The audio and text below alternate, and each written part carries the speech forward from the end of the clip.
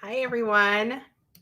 Thanks so much for joining me today. I have a really great live for us today. So, today I want to talk about structure and boundaries and the burden of guilt, because I think that this is something that it just comes up so much. I talk to so many people, I've been through it myself, where, when I got my first dog, Irie, I just loved her so much. She was this really cute little 15-pound corgi mix, and she was my first dog, and I thought she was so cool. And so I just always I think I'm like I think a lot of you can probably relate to this. I have like a lot of compassion for animals, so when that's part of what I think makes me a really great dog trainer. And when I started my journey into all of this with my first dog, Irie, I think that compassion sort of led me down the path for a while with her, where I didn't want to make her unhappy ever, essentially. So I never created her. I never created her. She had like a million different types of treats. Like, she had way more treats than my current two dogs have put together. I would just like compulsively buy treats at the pet store. Every time I would go to the pet store, I would buy her a new toy. She had multiple dog beds. She had a dog walker to take her out. Plus, I was taking her out all the time. It was basically like she had Halloween costumes, she had jackets, she had everything. I mean, you name it, this dog had it. She really liked those little Kong squeaky tennis balls. So I probably owned 48 of those little tennis balls just for this one little dog, just so that in every corner of my apartment and in my purse and in her stuff, everywhere, we would have her favorite toy. And at the time, I think I was just really driven by this desire to make sure that she led this really happy life. And here's the thing, though, is that, and I think that maybe some of you can relate to this. The other place that I hear this happen is like, when people get new puppies. I think that there's this new puppies are, I mean, talk about like when you're a compassionate person, new puppies will tug on your heartstrings majorly when you're first trying to crate train them. And I think seeing their little puppy dog eyes and hearing them cry from the crate can be really, really hard, especially in those first few weeks when you're doing a lot of the training. But even as your puppy starts to age, as your puppy gets to 4, 5, 6, 7, 8 months, as they start like doing a little better, still creating them can feel too restrictive. Or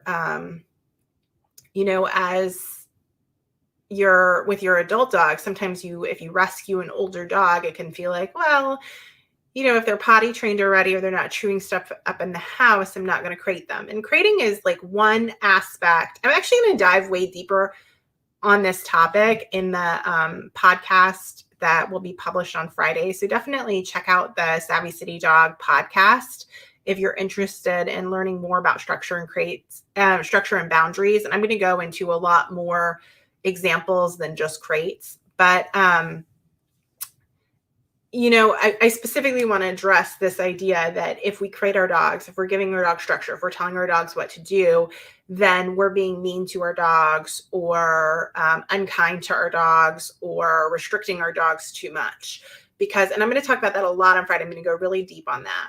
But I also wanted to talk about it a little bit here with you guys today in case anybody's dealing with that. So let me know if you, in the comments, if you feel guilty about any of the structure, or like, your dog should be walking on a loose leash, but it feels like you're like constantly correcting your dog, or you're constantly frustrating your dog. And so you just let them kind of like pull on the leash because that seems kinder to your dog. So things like that.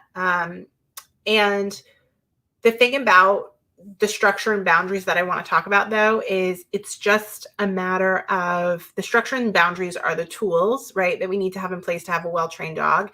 And then the guilt that's there, that's like a mindset thing, right? So I always say with training, there's 3 things that you need.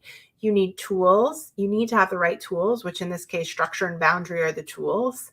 you need to have the right training, and training would be the obedience training or whatever training you're implementing. And then the third piece that you need is the right mindset. And that's where guilt comes into play, is really the guilt is not serving you and it's not serving your dog. And I did this Instagram post a few weeks ago that said, what did it say? Oh, it said something like, don't be afraid of telling your dog no today or making your dog frustrated today, because you're doing what's best for her tomorrow. And I think that's so powerful. Don't be afraid of disappointing your dog today, because you're doing what's best for her tomorrow. And I always want to keep that in mind, because let's say you're putting your puppy in her crate and she seems like she doesn't like it. But in the long term, we know that that's what's best for her tomorrow, right? We know that in the long term, crate training her is going to get her potty trained faster, so she can get her, she can have more freedom sooner. It's going to prevent her from making mistakes in the house, like chewing things she's not supposed to do, eating things she's not supposed to eat, having accidents for sure, of course. And it's also going to set her up for being more independent, not being so prone to separation anxiety or anything like that. So we know that crating puppies has a lot of benefits. And if you're keeping that in mind and you're coming at it with that perspective of, I'm going to crate my puppy because that's what's best for her in the long term. That's the shift I want you to have. It's really easy to get sucked into the moment, and it's really easy to get sucked into hearing your puppy crying or whimpering from their crate and then just letting them out. But I really want you to try to keep your mindset really focused on what's best for my puppy overall. Is it reacting to what she needs in this moment? Or is it sort of sticking with this long-term game plan of structure and boundaries and knowing these things are going to help your puppy? And the same thing can happen with adult dogs, right? I'm using puppies as an example, but the same thing happens with adult dogs. So like what's one? One would be like if your adult dog loves food, right? And so when you're going to feed your adult dog, they knock the bowl out of your hand or they just start eating right away. Well, that is an example of a place where they could probably use more structure and boundaries. You could just feed them like that and they'll be happy in the moment because they're getting the food faster. But over the long run, what's actually best for them is that they would learn to sit and wait for their food bowl and show some impulse control and wait patiently. And then they can eat after that. And I'm going to talk about this in the podcast too. It's this idea of, is disappointment in your dog a bad thing, right? So often we feel guilty and we feel afraid to disappoint our dogs, but is that really a bad thing? And I'm going to talk about on Friday why it's not a bad thing. So yeah, I hope that this gave you some food for thought this week. Let me know in the comments if you feel guilty at all over for your dog, or you feel guilty and that's why you're doing certain things with your dog or not doing certain things with your dog or your puppy.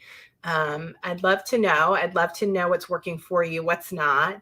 And yeah, I just would love to connect with you in that way. Definitely give this live a like if you're on Facebook, or if you're catching me on YouTube, just leave a comment. But either way, I would love to connect with you.